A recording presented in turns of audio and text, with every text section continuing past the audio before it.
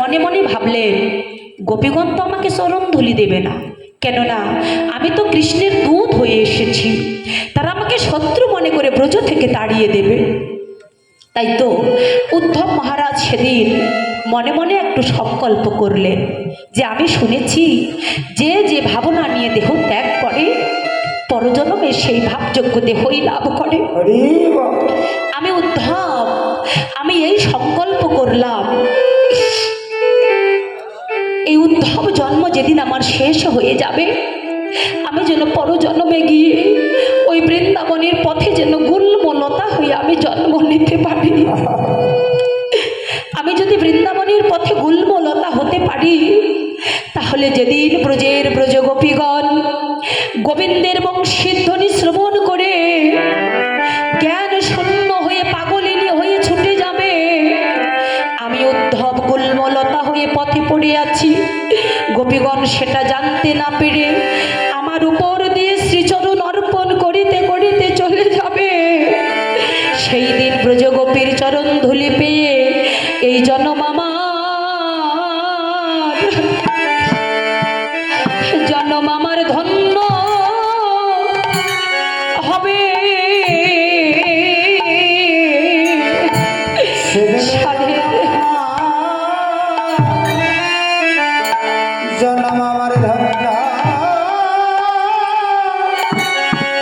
ধন্য হবে। সেদিন জন্ম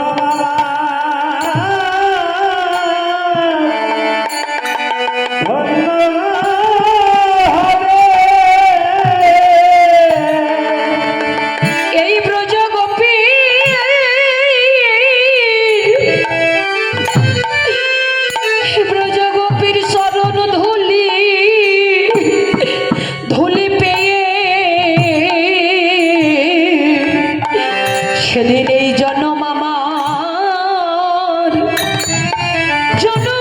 ধন্য হবে। ওই ব্রজগোপী শরণ ধুলি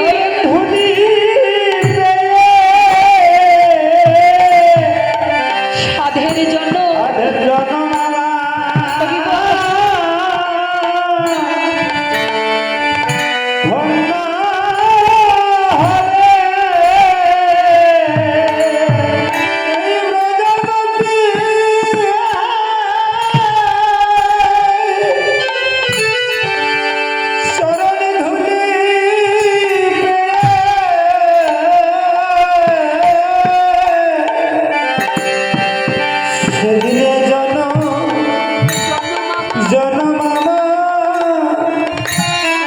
আমার ধন্য হবে।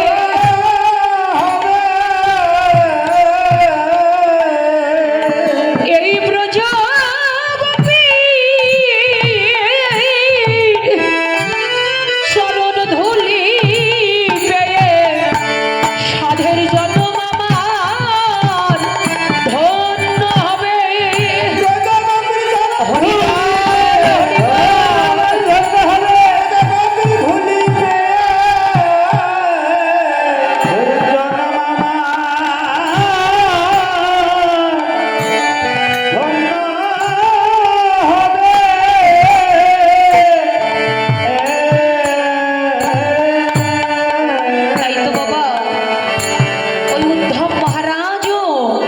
বৃন্দাবনের গুল্মলতা হবার কামনা করেছিলেন।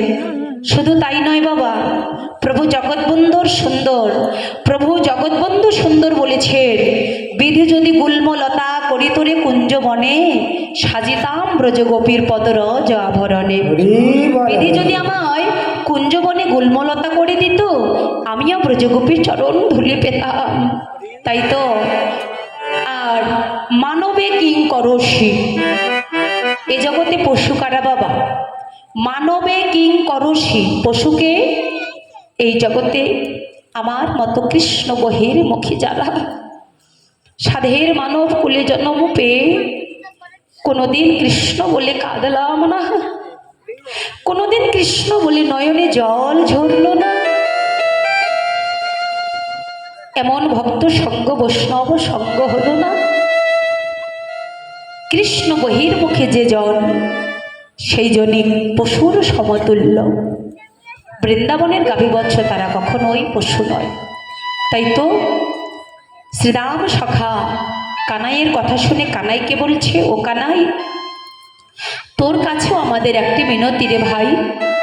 হেদে রে কানাইয়া ভাই, তোর সঙ্গ চাই, ক্ষুধা পেলে কখনো কাননে খেতে পাই।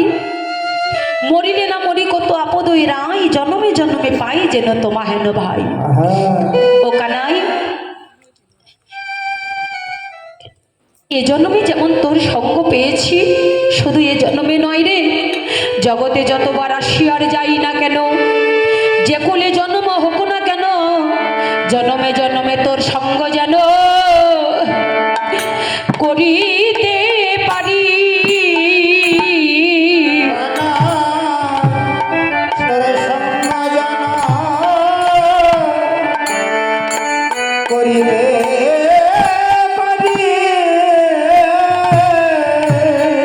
আমাদের যে কুলে জন্ম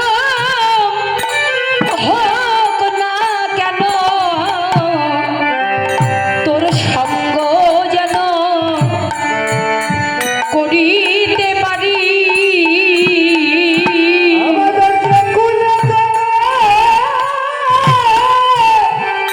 হোক না তোর সঙ্গ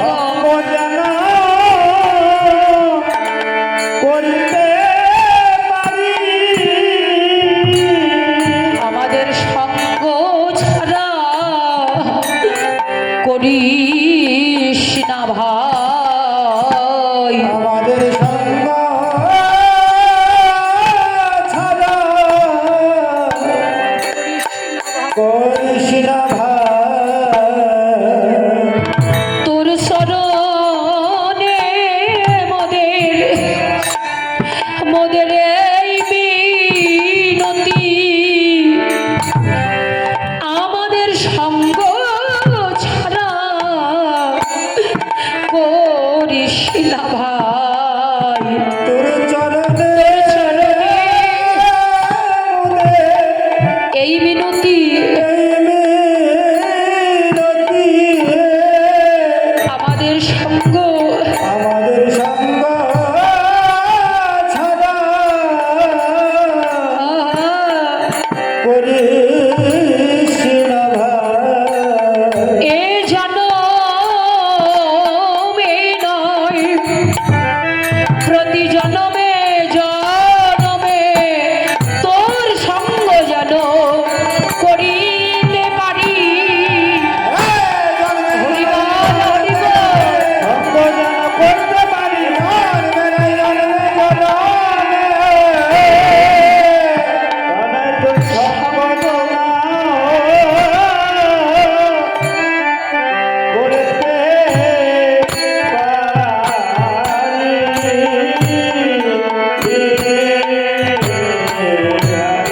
ও কানাইয়া, তোর চরণে আমাদের এই মিনতি রে ভাই। জগতে যতবার আসি আর যাই না কেন, যে কুলে জন্ম হোক না কেন, আমরা যেন তোর সঙ্গ করিতে পারি। কেন রে ভাই? আমরা বনে গিয়ে আমরা যখন ক্ষুধা পাই, তুই আমাদের বনে খেতে দিস। আবার যদি কোনো বিপদে পড়ি, তুই আমাদের বিপদ থেকে উদ্ধার করিস। আবার যদি আমরা মরেও যাই, তুই আমাদের বাঁচিয়ে আনিস। তুই যে বাসা মরার মন্ত্র জানিস রে ভাই। তাই বলছি কানাই, তুই কোনোদিন আমাদের সঙ্গ ছাড়া করবি না। এমন করে বলছো ভাই। শুধু তাই নয়, যখন গোচারণে খেলা করে মায়ের ঘরে ফিরে যাই, মায়ের ঘরে গিয়ে যখন আমরা মায়ের কোলে ঘুমাই, ঘুমের মাঝেও আমরা তোর সঙ্গ করি। ওরে তোমা ছাড়া মায়ের লেতে শুয়ে থাকি,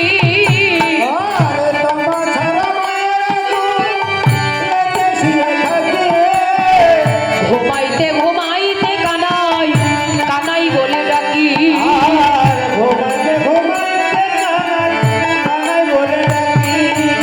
এ কানাই, আমরা ঘুমের মাঝেও তোর সঙ্গ করি, আমরা ঘুমের মাঝেও তোকে ডাকি, কিন্তু কোনোদিন তোকে মধুর করে ডাকি নাই রে। মরা স্বপ্ন কখনো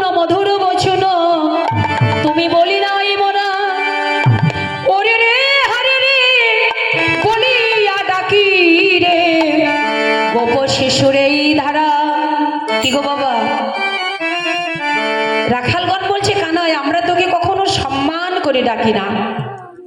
কি গো বাবা, সম্মানের ডাক একটা তো আছে, তাই না? আসুন বসুন, খেয়ে যান, নিয়ে যান, এগুলি যেমন সম্মানের ডাক। আর কানাই আয়, নিয়ে যা, খেয়ে যা, এগুলো কিন্তু সম্মানের নয়, তাই না? তাই বলছে, কানাই তোর সঙ্গ পেয়েছি, তোর মতো ভাইকে পেয়েছি, কিন্তু কোনোদিন আমরা তোকে মধুর করে ডাকি নাই রে। কানাই বলছে, শ্রীরাম আমাকে মধুর করে ডাকতে হবে না, তোরা আমায় যেমন কানাই বলে ডাকিস আমাকে ওইভাবেই ডাকবি। কেন না ও শ্রীরাম, আমি যখন তোদের সঙ্গ পাই, তোরা যখন আমাকে কানাই বলে ডাকিস, তখন আমার কি হয় জানিস? অগরু চন্দন অঙ্গে তিলে পিলে মোর নহে যত সুখ, ওরে রে হারে রে বলিয়া ডাকিলে দ্বিগুণ বারোয়ে বউ। আমি যদি অগরু চন্দন মাখি তবু আমার তত আনন্দ হয় না, কিন্তু যখনই আমি তোদের সঙ্গ পাই, যখনই তোরা আমায় কানাই বলে ডাকিস, তখনই আমার দ্বিগুণ আনন্দ বেড়ে যায়। এমন করে শ্রীরাম আর কানাই যখন কথা বলছিলেন, শ্রীরাম বলছে, ভাই কানাই অনেক তো বিলম্ব হয়ে গেল, এবার আর দেরি করিস না রে, চল এবার আমরা গোচারণে চলে যাই। কিন্তু কানাই বলছে, ভাই এই শ্রীরাম গোঠে তো যাব বল, কিন্তু কি করব বল শ্রীরাম? ওরে কি করিব ওরে শ্রীরাম, করিব আমি কি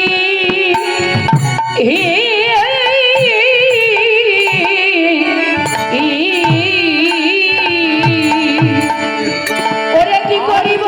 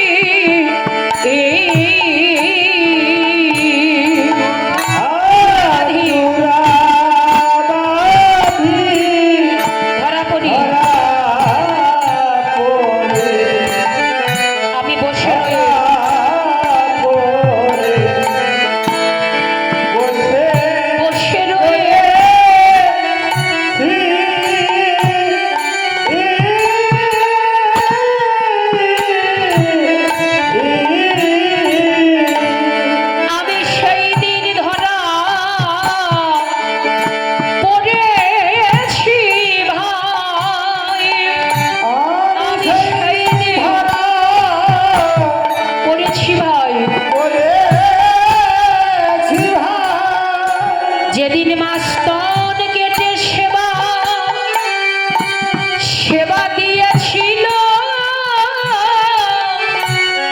আমি সেই দিন ধরা পড়েছি ভাই। যেদিন মাস্তন কেটে সেবা দিয়েছিল, সেই দিন ধরা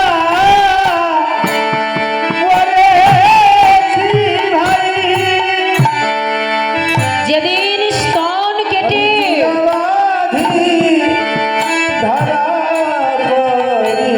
বাবা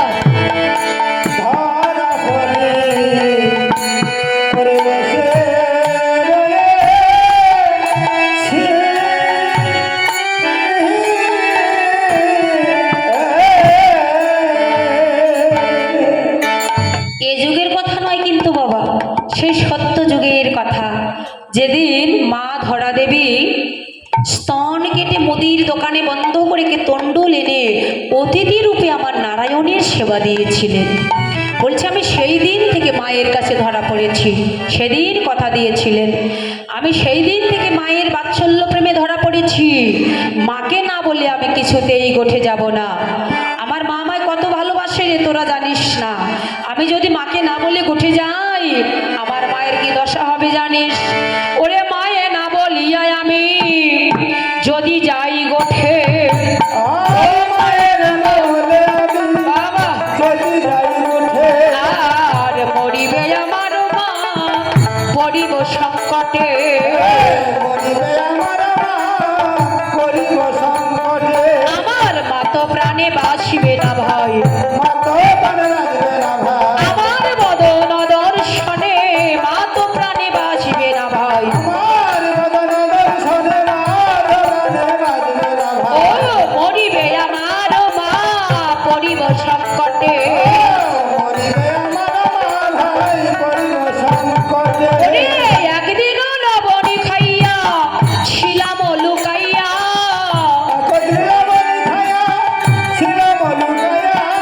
আর মরিতেছিলেন মা আমায় না দেখিয়া।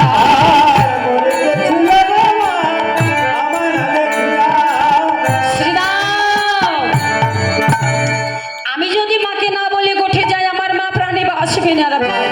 কেন জানিস? একদিন নবনী খেয়েছিলাম ও লুকাইয়া। আমি একদিন নবনী চুরি খেয়ে লুকিয়েছিলাম, পাশের ঘরে গিয়ে লুকিয়েছিলাম। আর আমার মা কি করেছিল জানিস? আমাকে না দেখে, আমার অদর্শন সইতে না পেরে মা ছুটে গিয়েছিল প্রাণ বিসর্জন দিতে। তাই বলছি ভাই, আজকে যদি আমি না বলে গোঠে যাই, আর আমার বদন অদর্শনে আমার অদর্শন সইতে না পেরে মা যদি সত্যই সত্যই প্রাণ বিসর্জন দেয়, তাহলে ভাই মরিবে আমার মা, আমি পড়িব সংকটে। আমি জন্মের মতো আমার মা হারা হয়ে যাব। আমার মা হারা হয়ে যাব।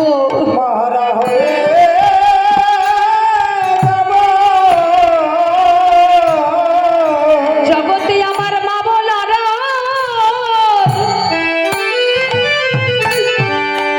আমার কেউ রবে না।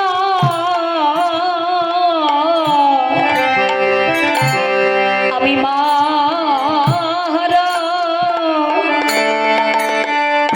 হারা হয়ে যাব।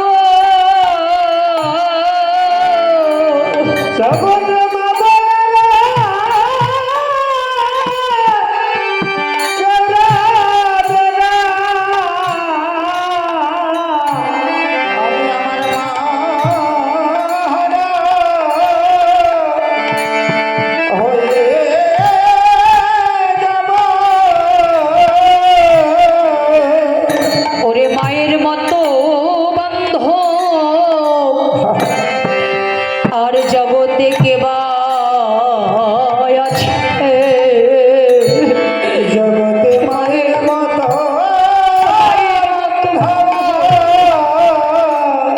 আর কে ভয় আছে? আজকে আছে বড় শান্তির বাসা ওই মাতৃবক্ষ। জগতে মায়ের মতো বান্ধব আর কে বা আছে? বড় শান্তি বড় শান্তি বাসা মায়ের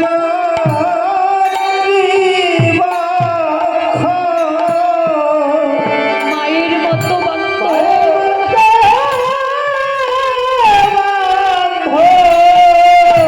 আর কে বা আছে?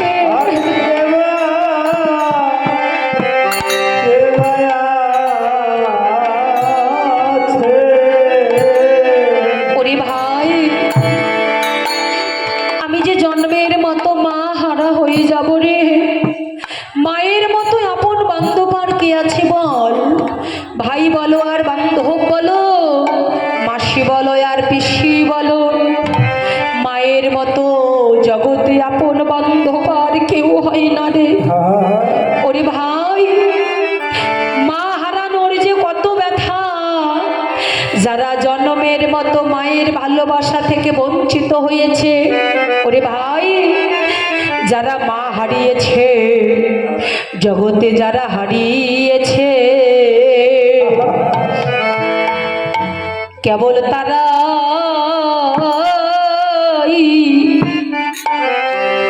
কেবল তারাই জানে